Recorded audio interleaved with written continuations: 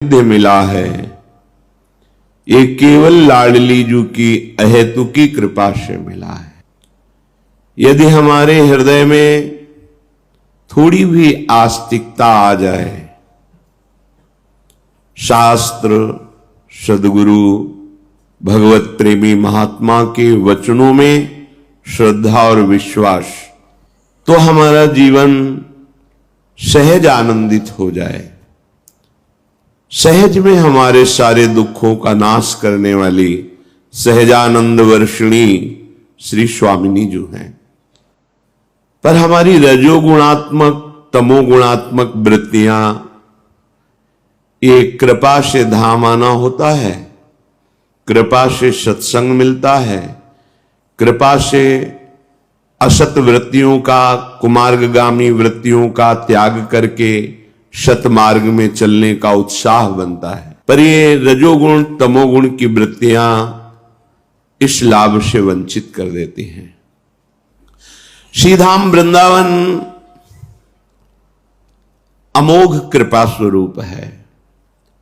श्रीपाद प्रबोधानंद जी महाराज कह रहे हैं, भ्रातस्ते किमु निश्चयेन विदितः स्वस्यांत कालः किमु त्वं जानासि महामनुं बलवतो मृत्युर्गतिस्तंभने मृत्युस्तत्करणं प्रतीक्षत इति त्वं वेत्सि किं वायतो बारंबारमशंकैव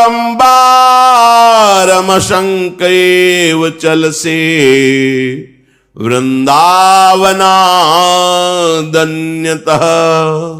ए भैया,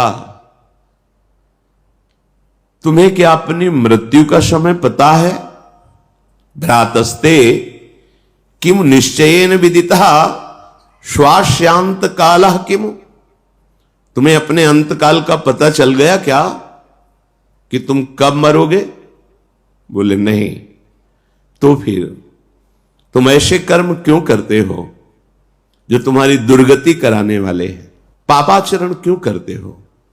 हे भाई, जब तुमको ये पता नहीं है कि तुम कब मर सकते हो, तो तुम कल के लिए पापाचरण क्यों करते हो? हिंसा करके, दोष करके मैं इतना धन एकत्रित कर लूंगा तो बहुत काल तक सुखी रहूंगा, और पता नहीं है कि संध्या मिलेगी कि नहीं मिलेगी।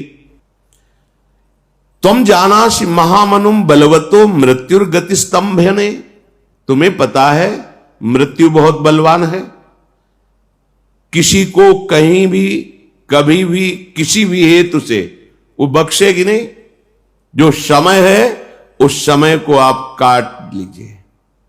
जितना समय तुम्हें मिला है कैसे काटे?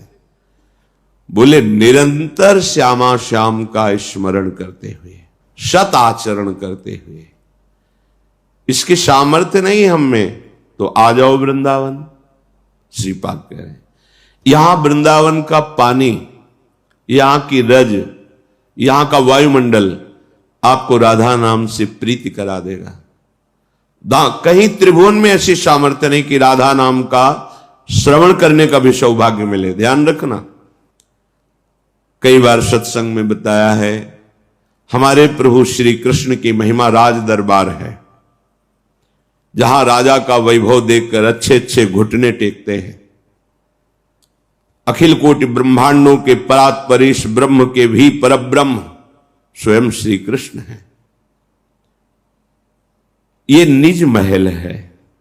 जब राज दरबार में राजा का जो वैभव देखता है, वो इसके आगे फिर कुछ नहीं जानता कि इन महाराज के समान त्रिभुवन में कोई नहीं है।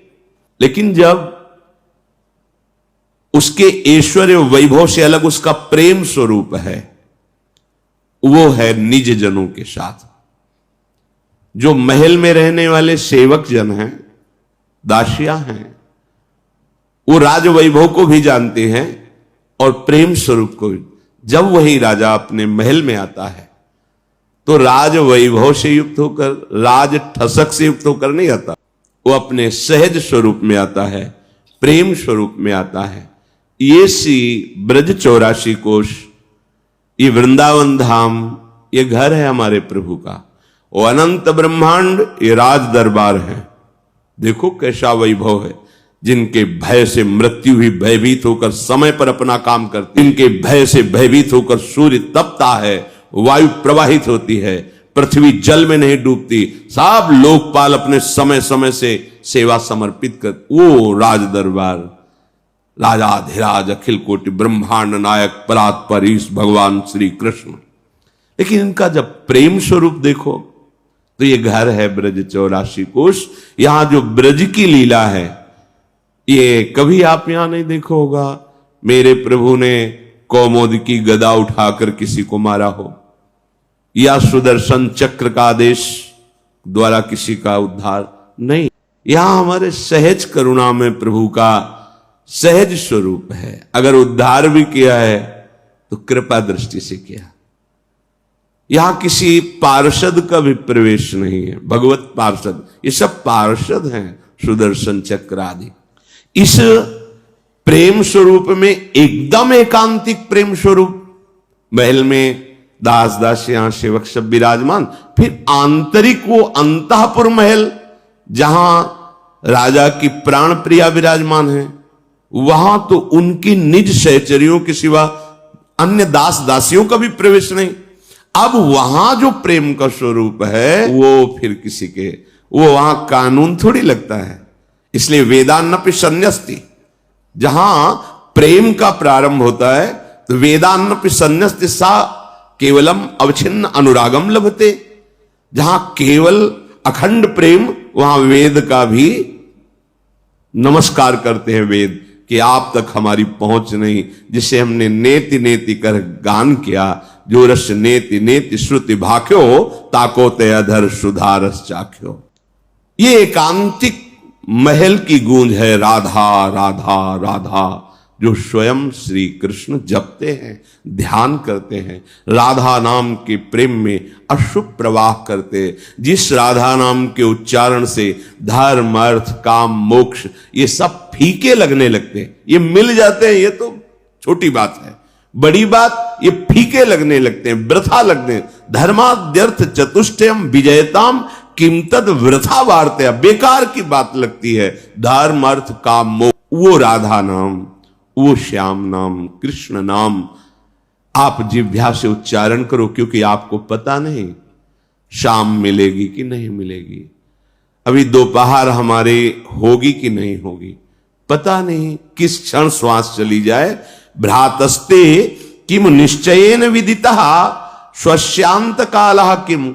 हे भाई, तुम्हें जब पता ही नहीं है कि तुम्हारा शरीर कब अंत हो जाए, तो तुम सावधान क्यों नहीं रहते? तुम राधा राधा कहकर अपनी श्वासों को सार्थक क्यों नहीं करते? जहां तुम्हें जाना है वहां के लिए परम धन क्यों संग्रह नहीं करते? भाई, तुम जाना से महामनुम बलवतो मृत्युर्गति स्तंभेन। क्या तुमको ऐसा कोई मार्ग मंत्र पता है जिसे तुम मृत्यु को रोक सको? नहीं। तो मृत्युस्तत्करणम प्रतीक्षत इति त्वम वेत्सि किम वायतो। मृत्यु तुम्हारा इंतजार कर रही है, बस समय आने दो, तुम्हारे शरीर को छीन लेगी। सारी की सारी कामनाएं, सारी की सारी कमाई सब यही धरी रहे। महापुरुषों के आंतरिक वचन को समझो। मृत्युस्तत्करणम प्रतीक्षत, वो तुम्हारी प्रतीक्षा कर रही है, केवल समय नष्ट कर देगी तुम्हें। इति तुम वेत्सि किम यतो, फिर तुम सावधान क्यों नहीं हो रहे हो? जो बारंबार अमशंकेव चल से, बार बार तुम निशंक हो करके सत मार्ग का त्याग करके असत मार्ग में जा रहे हो। देखो, गुरुजन है, महापुरुष जन है, हम लोग अज्ञानी जन हैं, जानते नहीं। कितनी सुंदर बात।